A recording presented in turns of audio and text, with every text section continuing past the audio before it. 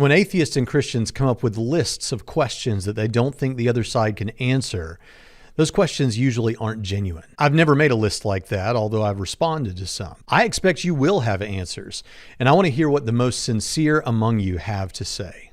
With that, here are my 10 questions for atheists. What's up? We're going to be answering Braxton's 10 questions for atheists. Let's do this.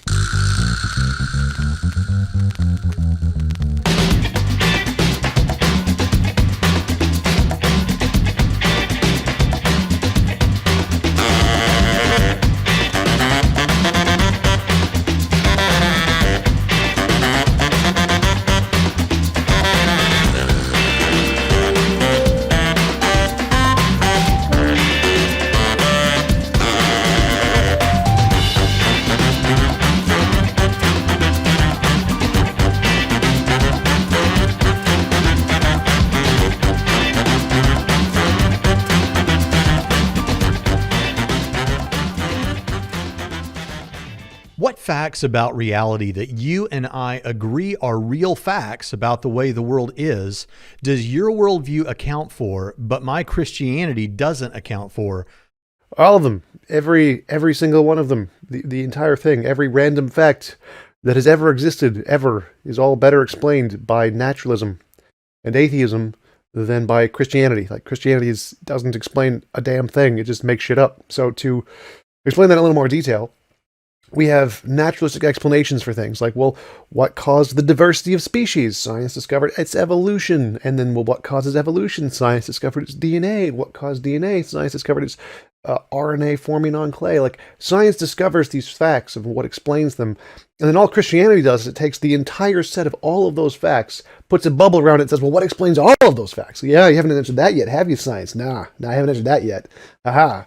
And then science is like, yeah, that's a gap. We haven't answered all of them yet. That's the next thing. We're getting there. We haven't gotten there quite yet. But we don't need to make shit up to answer those. We're just going to leave them as gaps for now, and we'll discover them later. But you, the Christians, all you're doing is saying, but we can fill that gap with a thing called the God. The God can fill that gap and can explain all of it. All of it. Yeah, we don't know. Back when we didn't know what caused lightning, God could fill that gap. Back when we didn't know what caused the diversity of species, God filled that gap. And then when science came along and discovered the actual answer, the actual explanation that actually told us what did cause these things, God kind of just disappeared from that gap and moved to a different gap. So all Christianity is doing is saying, well, here's the next question science hasn't answered yet. Usually like the biggest questions, like, well, what explains everything about evolution? Well, we don't know. What explains the origin of life? Exactly. Well, we don't know. But God isn't an explanation for those things. He's just a gap filler. You're just saying, God could do it. And science doesn't do that. Science just usually leaves gaps as gaps.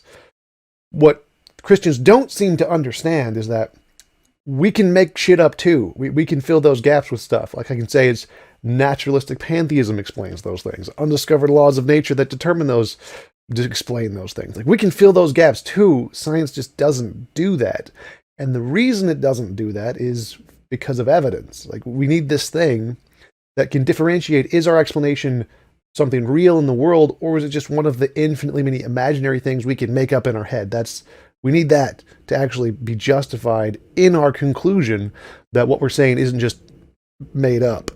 And Christianity doesn't provide that. It just makes shit up. And, well, we can do that too. We just don't. We like to leave the gaps as gaps and say we don't know. But all of the facts are better explained by naturalism. If you want to take something we can't explain, like the origin of the universe, and say God did it, it's going to always be better to say, no, it's an unknown natural thing that did it, not a supernatural being. Because natural things have a basis in reality that have been demonstrated to exist. Supernatural beings do not, so it's inductively better to say it's probably an unknown natural thing. Or at least doesn't account for well. And for those of you that would point out atheism isn't a worldview, I'm talking about your worldview that includes atheism. I can't think of any. Really? Like, really?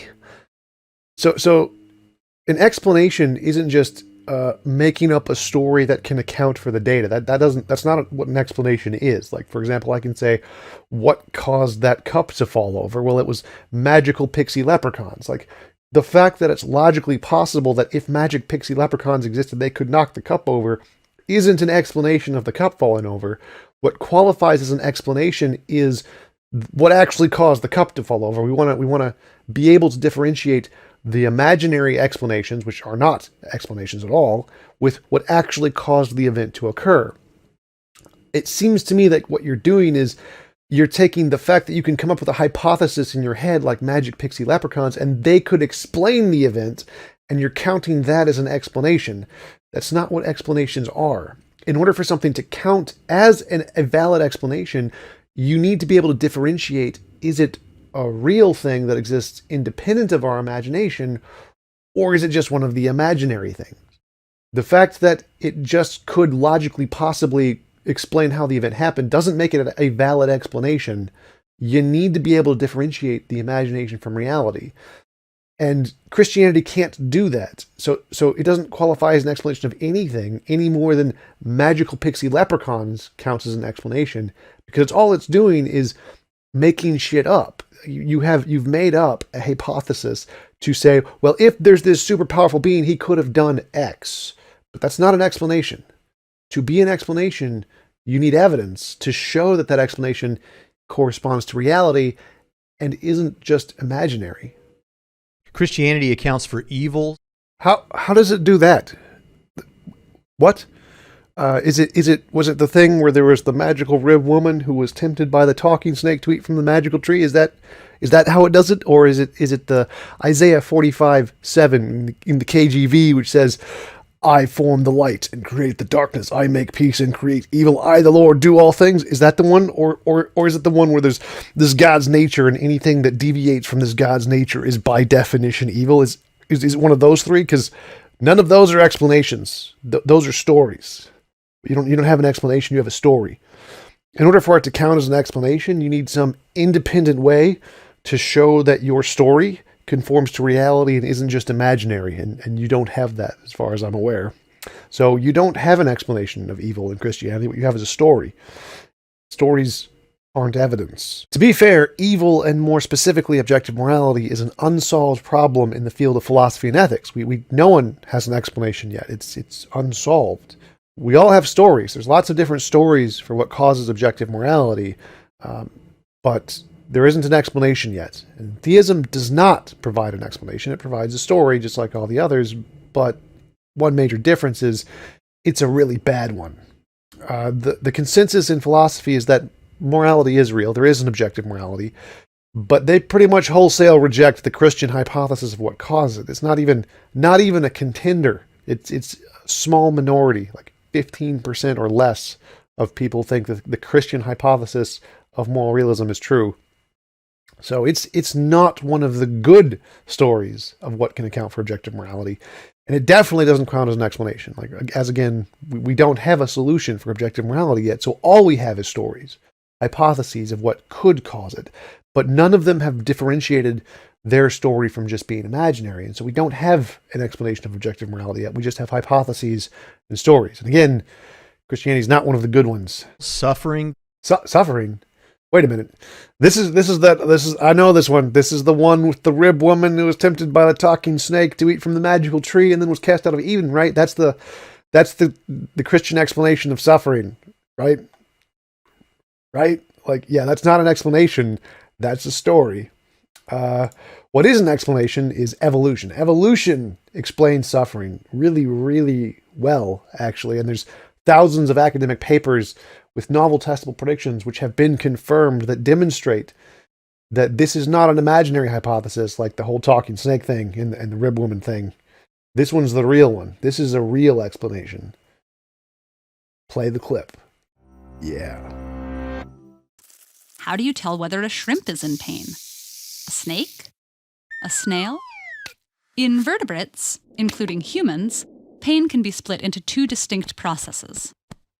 In the first, nerves in the skin sense something harmful and communicate that information to the spinal cord. There, motor neurons activate movements that make us rapidly jerk away from the threat. This is the physical recognition of harm, called nociception. And nearly all animals, even those with very simple nervous systems, experience it. Without this ability, animals would be unable to avoid harm, and their survival would be threatened.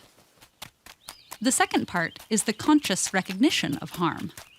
In humans, this occurs when the sensory neurons in our skin make a second round of connections via the spinal cord to the brain. There, millions of neurons in multiple regions create the sensations of pain. For us, this is a very complex experience associated with emotions like fear, panic, and stress, which we can communicate to others. But it's harder to know exactly how animals experience this part of the process, because most of them can't show us what they feel. However, we get clues from observing how animals behave. Wild, hurt animals are known to nurse their wounds, make noises to show their distress, and become reclusive. In the lab, scientists have discovered that animals like chickens and rats will self-administer pain-reducing drugs if they're hurting. Animals also avoid situations where they've been hurt before, which suggests awareness of threats. So which of these is the better explanation? The rib woman and the talking snake, or all of the scientific papers with novel, testable, confirmed predictions that have been shown to exist in reality? I think it's pretty clear who wins here. And just saying, but the talking snake and the rib woman thingy, that can explain why we have all of this scientific data. Well, no, again, that's just your story. What you're doing is you're taking all of the facts we have explained and saying, well, what explains the explanation of all those facts? Science hasn't gotten us that one yet. No. Rib woman. Definitely rib woman. But remember, we can make up an explanation to that too. We just don't, because we're going to, wait for some kind of evidence that can differentiate. Is it imaginary or is it real, and not just make up a story? Because stories don't count as an explanation. The existence of other religions. Okay, let's poll the scientists. All right, what explains the existence of other religions to scientists? Let's go. Play the clip. We achieved eusociality, which is multi-generational care of the young, cooperative care of the young. A chimpanzee mother won't even give her infant to her sister. Okay? And so we have multi-generational care, cooperative care, division of labor, defensive communes. We are the most cooperative species on Earth, and it's probably is why we're so successful. And it's those mechanisms that go into our sociality and our cooperation which are utilized for religion. Another way of thinking about who we are and where we came from is that most of life, even as modern human beings, most of our evolutionary history is an endless camping trip with extended relatives. Right? That's the circumstances which we evolved, that shaped us. Right? Okay, so all your religious ideas are byproducts of these cognitive social mechanisms that were originally designed for other purposes. And in a sense, religious ideas are an artifact of our ability to imagine other social worlds. They're all human mental concepts with some alteration. That seems like a pretty good explanation for me. What's Christianity's explanation? Is it another one of those stories from that book? Yeah. Including supernatural events in those other religions? Wait a minute. You don't think science has an explanation for that? Because I think it does. Let's roll the clip. We make two types of errors. A type 1 error, or false positive, is believing a pattern is real when it's not. Our second type of error is a false negative. A type 2 error is not believing a pattern is real when it is. So let's do a thought experiment. You are a hominid 3 million years ago walking on the plains of Africa. Your name is Lucy, okay. And you hear a rustle in the grass. Is it a dangerous predator, or is it just the wind? Your next decision could be the most important one of your life. Well, if you think that the rustle in the grass is a dangerous predator and it turns out it's just the wind, you've made an error in cognition. You made a type 1 error, false positive. But no harm, you just move away, you're more cautious, you're more vigilant. On the other hand, if you believe that the rustle in the grass is just the wind and it turns out it's a dangerous predator, you're lunch. You've just won a Darwin Award. You've been taken out of the gene pool. Now, the problem here is that paternicities will occur whenever the cost of making a type 1 error is less than the cost of making a type 2 error. This is the only equation in the talk, by the way. We have a pattern detection problem. That is, assessing the difference between a type 1 and a type 2 error is highly problematic, especially in split-second life and death situations. So the default position is just believe all patterns are real. All rustles in the grass are dangerous predators and not just the wind.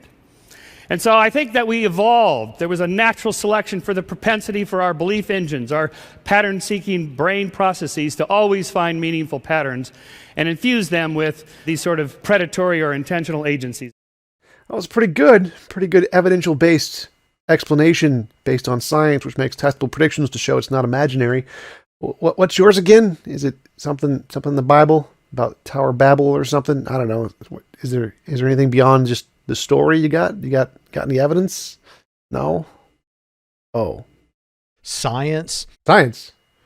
I assume Braxton means like the intelligibility and patternedness of the universe, that it follows some kinds of patterns. But I mean, there's really only two options. Either the universe has patterns or the universe is some kind of chaotic random mess. And if the universe is a chaotic random mess, then it's unlikely that we had brains that evolved over billions of years, because if it's a chaotic mess, that probably wouldn't occur. That would require a pattern of some kind. So, I mean, either the universe was designed for our brains, or our brains were a result of the patternedness of the universe. And this kind of reminds me of that puddle analogy from Douglas Adams. Roll the clip. This is rather as if you imagine a puddle waking up one morning and thinking, this is an interesting world I find myself in. An interesting hole I find myself in. Fits me rather neatly, doesn't it? In fact, it fits me staggeringly well. Must have been made to have me in it.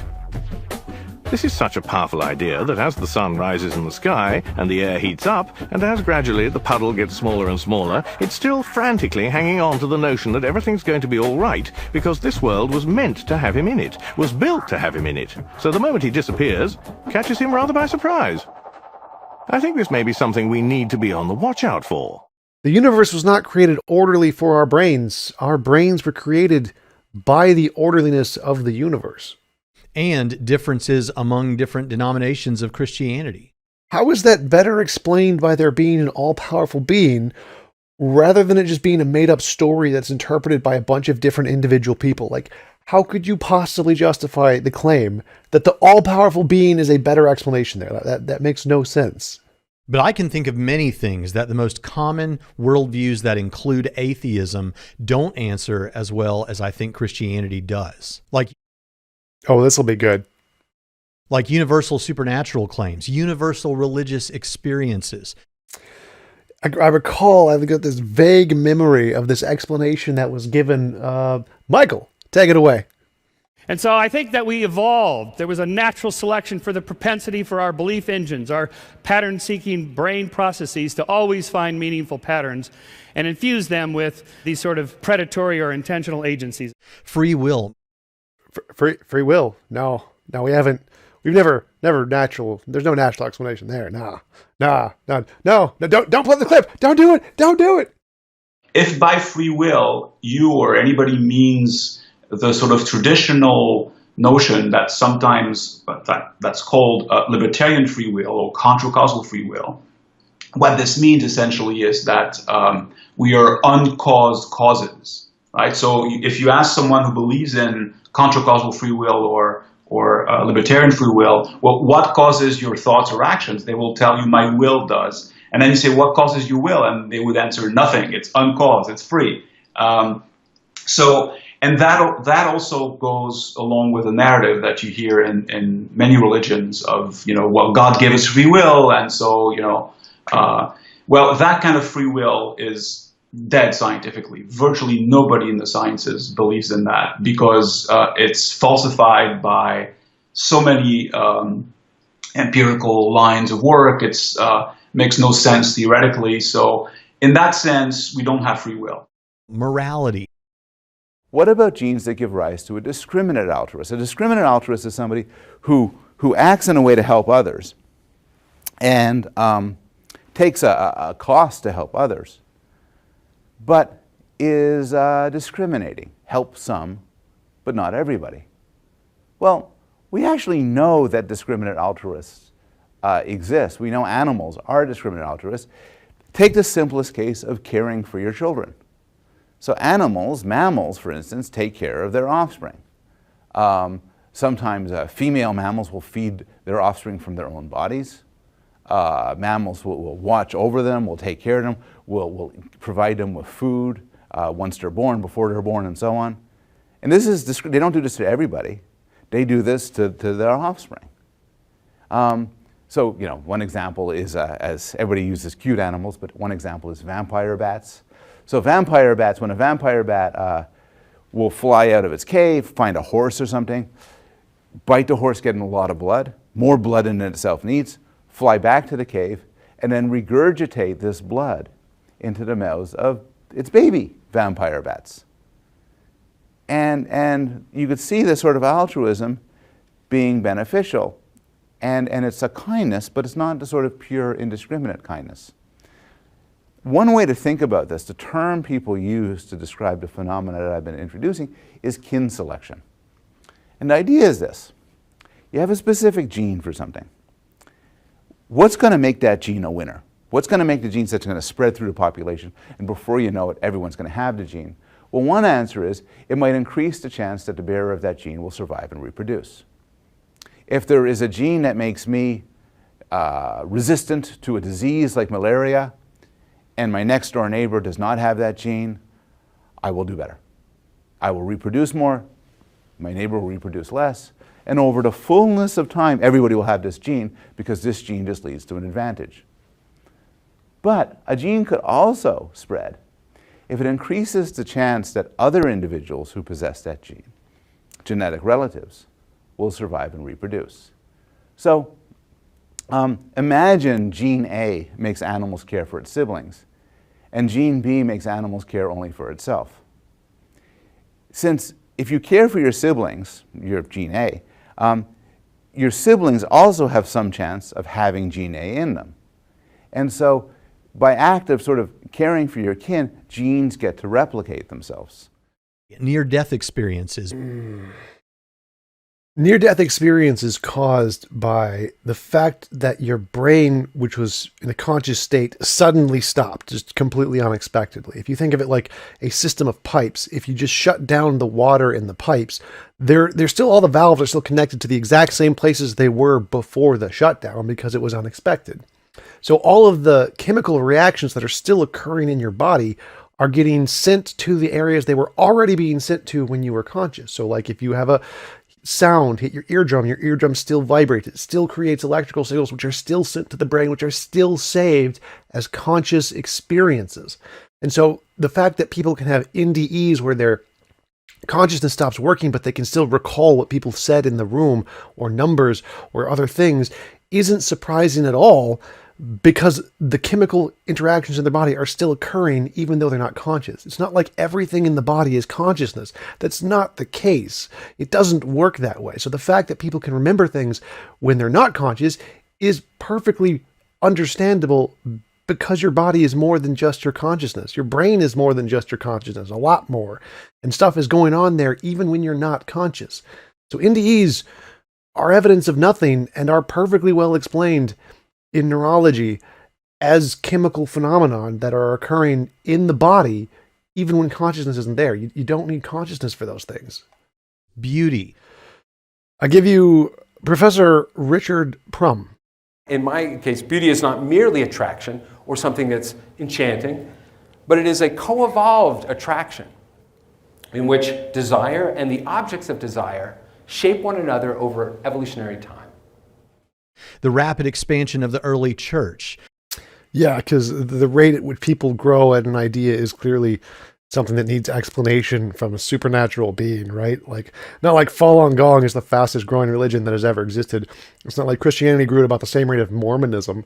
Nah, it can't be explained by anything other than supernatural being, can it? So why do people cling to these bits of forgotten religions, coincidences, and outdated advice? Aren't they being totally irrational? Well, yes, but for many people, superstitions are based more on cultural habit than conscious belief. After all, no one is born knowing to avoid walking under ladders or whistling indoors. But if you grow up being told by your family to avoid these things, chances are they'll make you uncomfortable, even after you logically understand that nothing bad will happen. And since doing something like knocking on wood doesn't require much effort, following the superstition is often easier than consciously resisting it. Besides, superstitions often do seem to work. Maybe you remember hitting a home run while wearing your lucky socks. This is just our psychological bias at work. You're far less likely to remember all the times you struck out while wearing the same socks. But believing that they work could actually make you play better by giving you the illusion of having greater control over events. The events surrounding the life and death of Jesus of Nazareth and our shared longing for purpose and meaning. It's evolution. The answer is evolution. It's evolution. So what is it that Christianity doesn't answer as well as your worldview?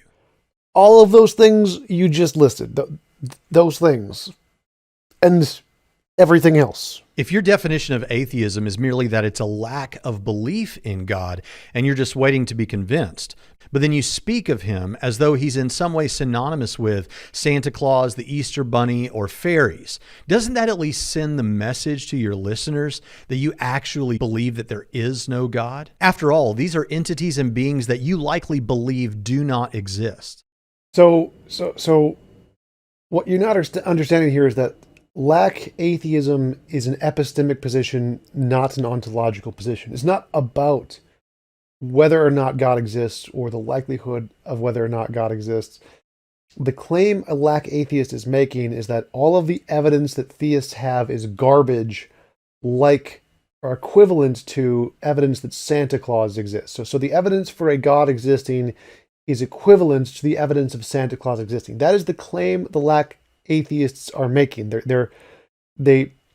When they say they don't have a burden of proof, that's false. The lack atheists do have a burden of proof, but their burden of proof is not to show the likelihood a God does or doesn't exist. That's irrelevant because it's not an ontological position about the existence of the God.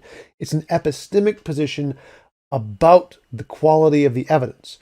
Lack atheists are making the argument that all theist arguments are garbage. That is their position. That is the position they have the burden of proof to defend, not whether or not God exists. So the reason they claim they don't have a burden of proof is because theists often try to strawman their position and try to force them to defend the claim that God is unlikely or that God does not exist. But that's not the claim they're making. The claim that the lack atheists are ultimately making is that all theist evidence is garbage.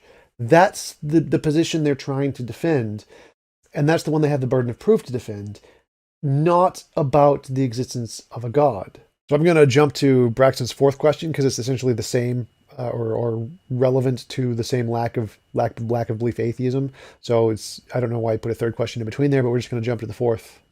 If it's a lack of belief sort of atheism, what is it? Is it 50-50, 60-40, 75-25?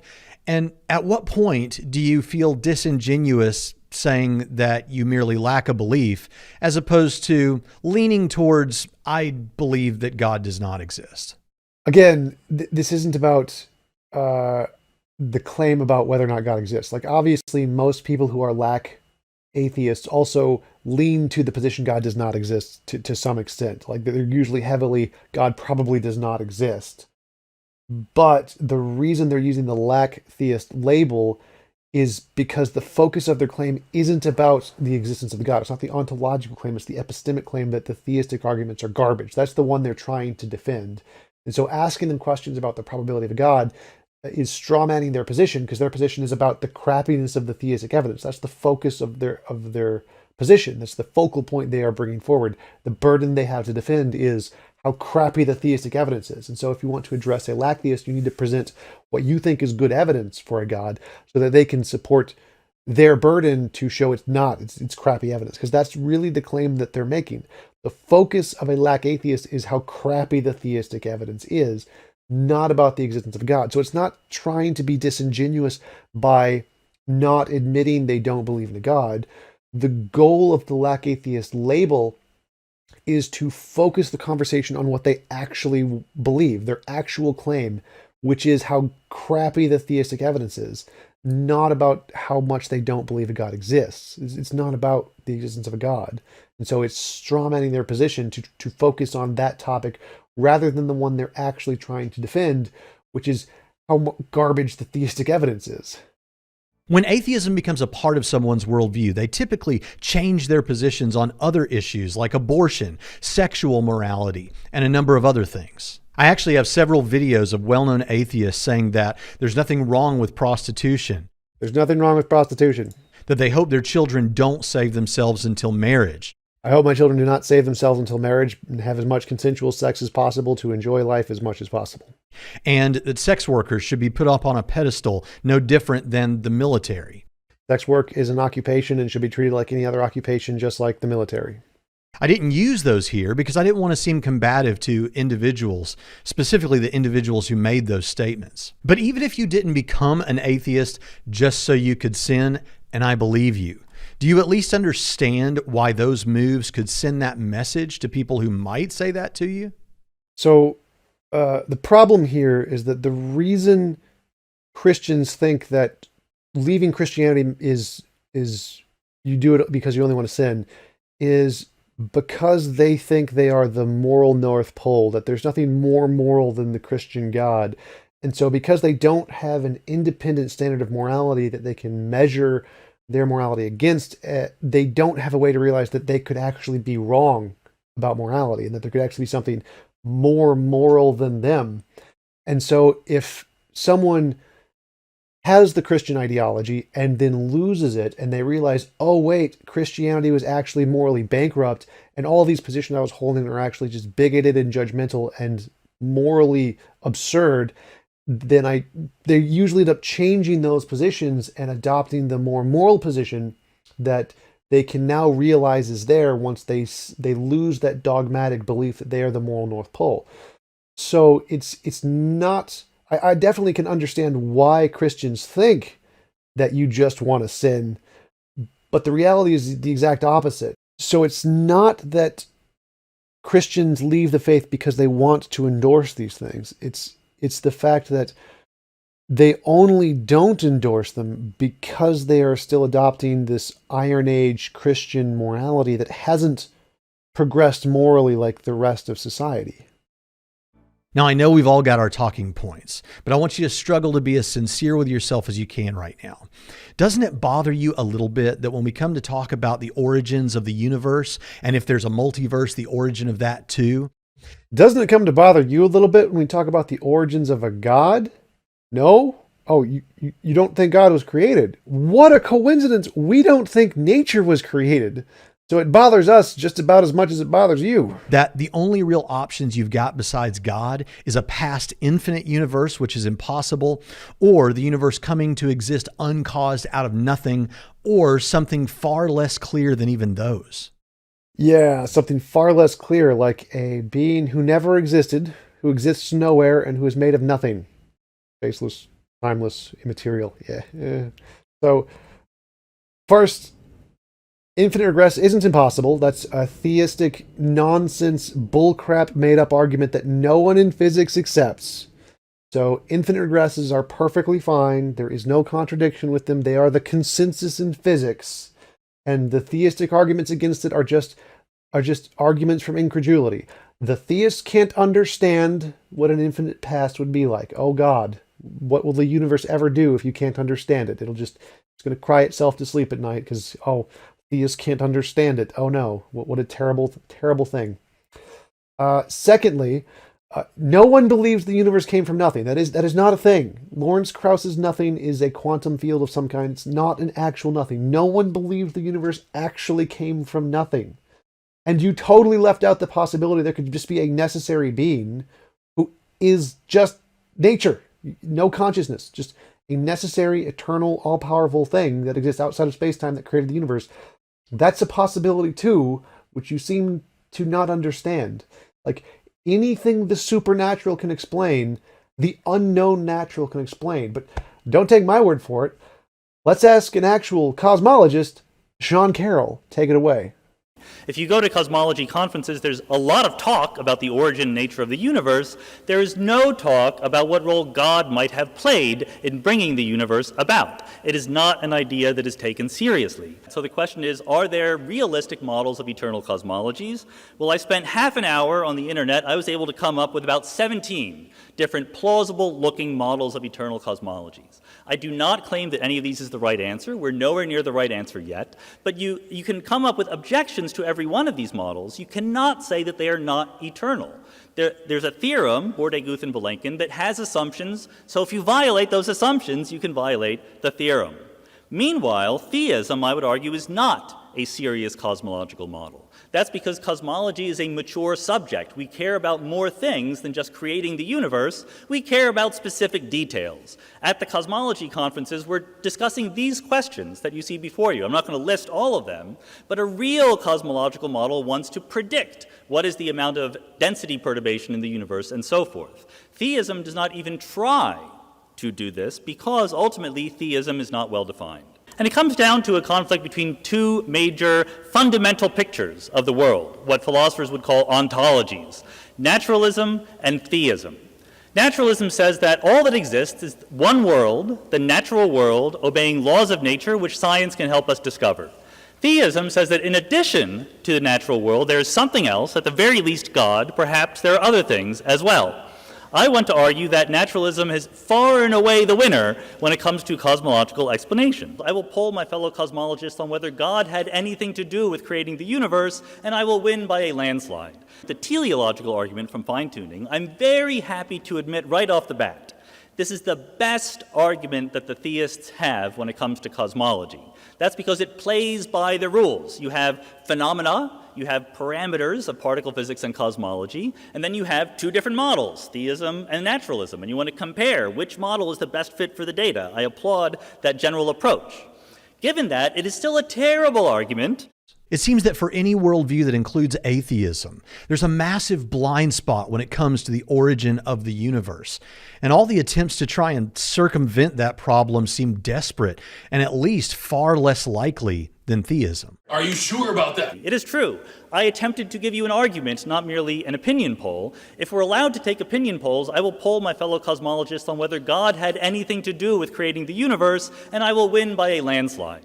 There's only two possibilities. Either there's an infinite regression of things, or there is one particular thing that exists outside of space-time and created everything. Those are essentially the two possibilities. The infinite regression could be of universes, or it could also be of gods, just one god create another god, etc. And the finite one particular thing that exists outside of space-time could be a god, but it could also just be an unknown natural thing. Like, this is actually a theory in physics called emergent space-time. I think it's actually the consensus in physics. For example, Nima Arkani-Hamad's amplitude-hedron model or Sean Carroll's emergent spacetime model.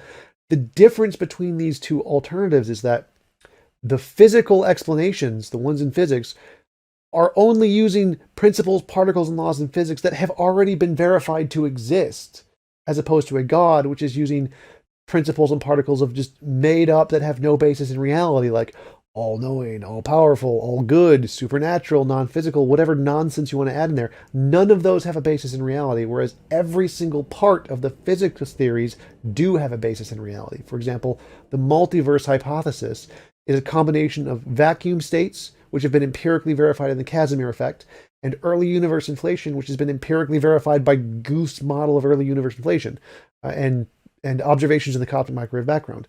So every part of the physics theories has been confirmed, even though that particular collection hasn't been. So we haven't actually verified multiverses, but all of the parts of the theory have been verified.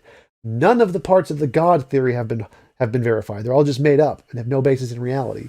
And so if we're comparing the two theories, the physics theory is infinitely better because it doesn't have a bunch of infinite things that haven't been verified yet, and it's only built with things that have been verified. Now, obviously, the combination hasn't been verified. We don't know if that combination of math correctly describes reality, but at least we know all of the math there does describe something in reality as opposed to just being made up. And that's why the physics models that try to answer the origin of the universe are infinitely better than a made-up God hypothesis. Of the arguments for God's existence, is there one that to you seems more interesting than the rest?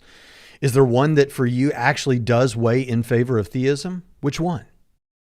Actually, yes, there is. In fact, it's the one, DNA is a code argument is actually the best in my opinion. It essentially goes like, all codes that we see are made by minds. DNA is a code, therefore DNA is made by a mind. Now that argument is valid and sound as far as I can tell. Back when we first discovered DNA, that would be a good argument. But since then, that hypothesis has made no testable predictions. It's made no progress in science whatsoever, whereas the naturalist hypothesis has made a shit ton of progress. We have tons and tons of evidence to show the natural hypothesis of abiogenesis and this code arising from natural processes is the real answer, the real explanation, and not just imaginary. So the code from the DNA as a code argument was definitely the best one throughout time that would be really a good argument for the existence of God, but it's no longer really good because of all the progress that has been made in the field of genomics. To clarify, even though I think this is or was the best argument for God, to quote Sean Carroll, it's still a terrible argument. It is still a terrible argument. I wanted to go over some of the evidence to support my contention that there's been lots of progress made in the field of genomics about the origin of life. That's a claim that many, like James Tour, for example, argue against, which is clearly false. The vast majority of everyone in the origin of life research all conclude there's been massive strides of progress. So I'd like to give you a little bit of that progress.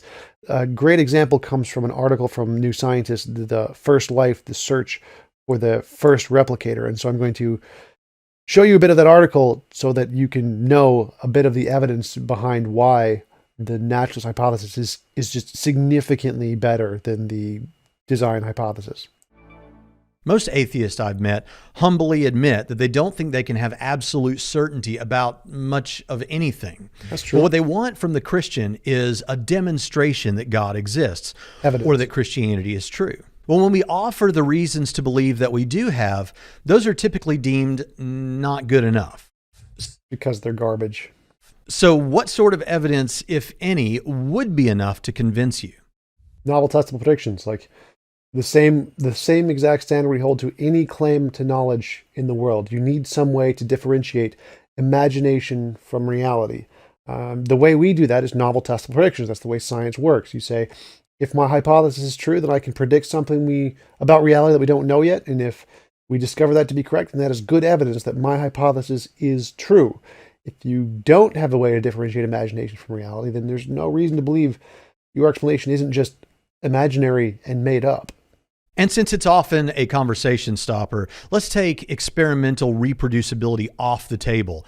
No, we're not going to take actual evidence off the table. If you can't provide it, then that means that your hypothesis is shit. It doesn't mean that we need to lower our standards to meet you. Since that's not even always necessary for science. It's pretty much always necessary for science. The standard right now is testable predictions. It didn't always used to be that case. In the past, many people use different kinds of metrics to assess the credibility of certain hypotheses. But as time goes forward, we have more and more prioritized testable predictions. Like right now, it is the standard. It is the criteria required for everything. In quantum mechanics, every interpretation can all explain the data, but no one cares. None of them are accepted as being right because they haven't made testable predictions. It's actually one of the things Sean Carroll argues against, which I don't agree with him on. But in quantum mechanics, the reason none of the hypotheses are accepted is because none have made confirmed testable predictions. It is now, today, in modern science, a requirement that you make testable predictions to verify any theory. The past, back in the 1800s and before we really rigorously tested our models, it wasn't, but it is now. So using those past examples doesn't really help you. I'm going to discuss how we would look for a new law. In general, we look for a new law by the following process. First, we guess it. Then we well, don't laugh, that's really true. Then we compute the consequences of the guess to see if this is right, if this law that we guessed is right, we see what it would imply, and then we compare those computation results to nature, or we say compare to experiment or experience. Compare it directly with observation to see if it works. If it disagrees with experiment, It's wrong. In that simple statement is the key to science. It doesn't make a difference how beautiful your guess is. It doesn't make a difference how smart you are who made the guess or what his name is. If it disagrees with experiment, it's wrong. That's all there is to it. The whole video there of the clip from Richard Feynman is from his entire series on the scientific method, which is a great series. You should totally watch it. Another one that specifically addresses the scientific method, I'll leave a link to also. I'll give you a small little clip, but it goes into more depth about the value of novel testable prediction, and it also addresses the specific comments that Braxton makes earlier, referring to how some theories don't require testable predictions, which was the case in certain things in the past, but again, it is not the consensus for today. When a theory makes a claim about some piece of data that has not yet been observed, this is known as a novel prediction. When a theory is explicitly designed to explain a set of data that is already known, this is known as an accommodation of the data. And there is a common attitude in philosophy of science that greater confirmation is provided when a theory predicts a new, surprising phenomenon, when it makes a novel prediction, than when it merely accommodates or explains the phenomena that we are already aware of. To what extent did social and moral issues start you down the path toward your atheism? None at all for me. For me, it was just none of my prayers were ever answered. I had major depression, prayed every day for help, and the fact that none of my prayers were ever answered, I never got the help I was looking for, made it impossible for me to believe there was an all-powerful being who really cared about me. So it really wasn't about the science or the moral issues for me. That is to say, the typical Christian or religious views on sexuality, gender, rights, and acts and commands of God in the Old Testament. It seems that many deconversion stories online begin with, or at least include, LGBT issues, purity culture, or hell as instrumental in the deconversion process. Yeah, that makes perfect sense, because once you realize that the Christian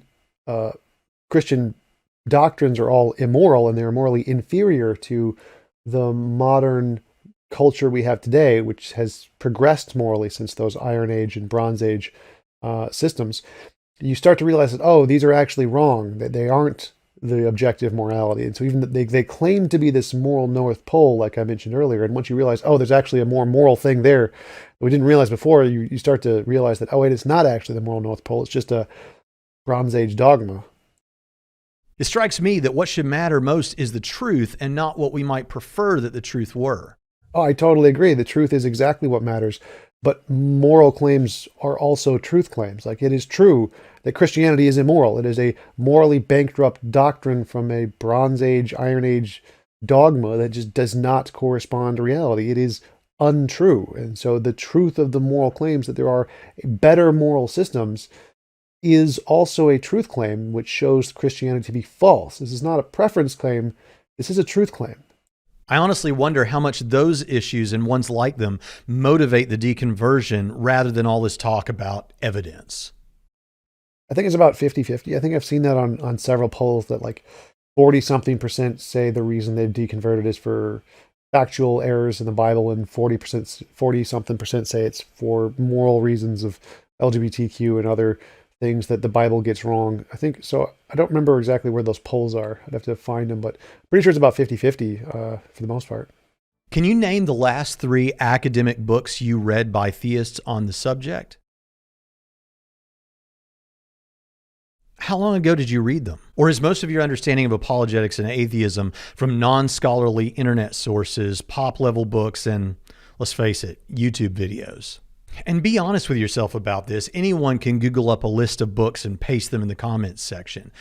But I want to know, are you getting the best from the other side?